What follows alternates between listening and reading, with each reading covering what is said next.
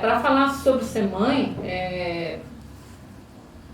sempre mexe um pouco com o lado emocional, né? Porque você, antes de você ser mãe, você é filha, então o teu relacionamento com a tua mãe, ela te deixa assim numa área confortável para falar, porque é colo de mãe mesmo, né? Falar de mãe é colo de mãe. Eu sei que tem muitas mulheres que são boas mães e não tiveram a experiência de ter uma boa mãe. Muitas são órfãs, muitas boas mães passaram por situações de, às vezes até de abandono, ou às vezes até de violência, e mesmo assim se tornaram uma boa mãe. No meu caso específico, eu tive o privilégio de ter uma ótima mãe, sabe? Uma pessoa muito especial mesmo, assim, que ela gerou 8 filhos. A gente sempre viveu em roça, porque meus pais eram plantadores de café no Paraná e depois a gente acabou voltando para Minas Gerais, né? E também continuou plantando e vivendo na roça. A minha mãe era uma pessoa que ela trabalhava na cozinha, com a culinária, que ela era apaixonada pela cozinha. E a minha vida foi marcada por 2 mesas. A mesa da cozinha, com a comida, com a alimentação familiar, com os irmãos em volta. E uma segunda mesa, que era na sala, que era a mesa que a gente trabalhava com arte, que era bordado, costura. E ela era incansável, assim, ela era extremamente produtiva, alegre e uma pessoa assim que ela te alavancava para fazer as coisas. Desde criança ela me deu segurança assim, para trabalhar, para produzir. Então eu acho que o que me tornou uma boa mãe, não o que eu acho, eu tenho certeza absoluta, o que me ajudou a ser uma boa mãe foi o fato, tem alguns ditados que dizem assim que o filho não vem com manual de instrução, né? Eu não tive realmente com os filhos manual de instrução. Mas o fato de eu ter tido uma boa mãe e ter tido a experiência de conviver com uma mulher como eu convivi com ela, me deu muito assim, me deu norte. Eu norteei a minha vida como mãe através da minha mãe. E na verdade, eu percebo que os filhos, eles nascem em épocas diferentes. Eu sou mãe de 5 filhos, 3 meninos e 2 meninas, as caçulas são gêmeas. E o que me norteou assim de trabalhar bem com elas foi o exemplo e também porque a cada momento que você engravida e cada momento que você gera é um momento novo. Eu tive o meu primeiro filho aos 21, o Gabriel é o primeiro aos 21. As gêmeas eu já estava com 36, então eu já estava muito mais bem estruturada emocionalmente, profissionalmente, então eu acho que ajudou também. Mas algumas coisas que ficou forte em mim na maternidade, que a minha mãe me deu uma dica muito legal e que eu usei isso como base mesmo. Minha mãe sempre falou para mim uma coisa que eu acho muito importante, que é assim, os seus filhos não devem ser colocados na vitrine, nem para muito elogio e nem para você denegrir eles, de forma para outras pessoas. A mãe, ela protege, ela cuida, e eu acho que isso foi uma coisa que eu fiz com meus filhos.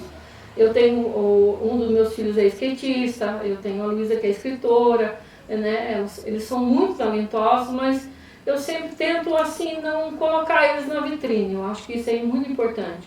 Eu percebi isso também, como eu sou arte educadora e eu recebo muitas mães lá no Departamento de Cultura, que as mães de hoje, elas percebem os filhos com talento. Eu recebi há um tempo atrás, um pouco antes da pandemia, uma mãe com um menino mais ou menos de uns 8 anos de idade, querendo saber se a gente tinha curso para teatro, música, cinema, essas coisas, que o menino era muito talentoso demais. A mãe falou do menino quase como se ele fosse um gênio. Então eu acho que quando as mães têm essa tendência a exagerar no talento do filho, o filho fica com peso sobre ele. Eu acho que uma das grandes falhas das mães atuais é isso. O filho tem talento? Claro que tem. Eu acho que tem mesmo. Talvez seja até um gênio.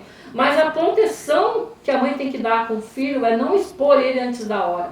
Porque todo fruto exposto antes da hora pode criar, sabe? O fruto pode cair do pé, né? O fruto não está maduro ainda, não tem estrutura. Então, eu acho que nesse ponto eu fui muito positiva na educação.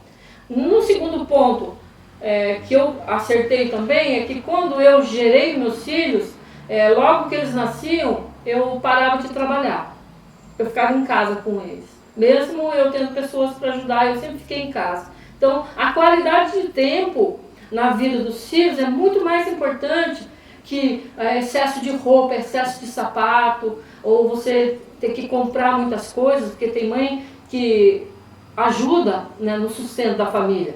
Mas tem muita mãe que não ajuda no sustento, que ela sai para trabalhar por questão que ela quer sair para trabalhar, por questão pessoal mesmo. Acho que cada um toma a decisão que quer, é óbvio, né? Mas eu acho que quando você tem o teu bebê, é importante você estar junto, se você puder, né? Se caso você não tenha que trazer o pão nosso de cada dia, né? Que é aquela coisa de você ser aquela que banca, né? Às vezes é uma mãe solteira, às vezes é uma família que não tem condição, é óbvio, tem que lutar para trazer o sustento para casa.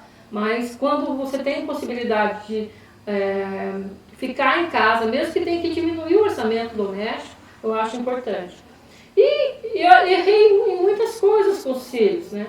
Quando você me falou sobre a entrevista, eu fiquei pensando sobre isso. A gente erra muito com os filhos, mas o que é legal é que você erra e depois é só pedir perdão.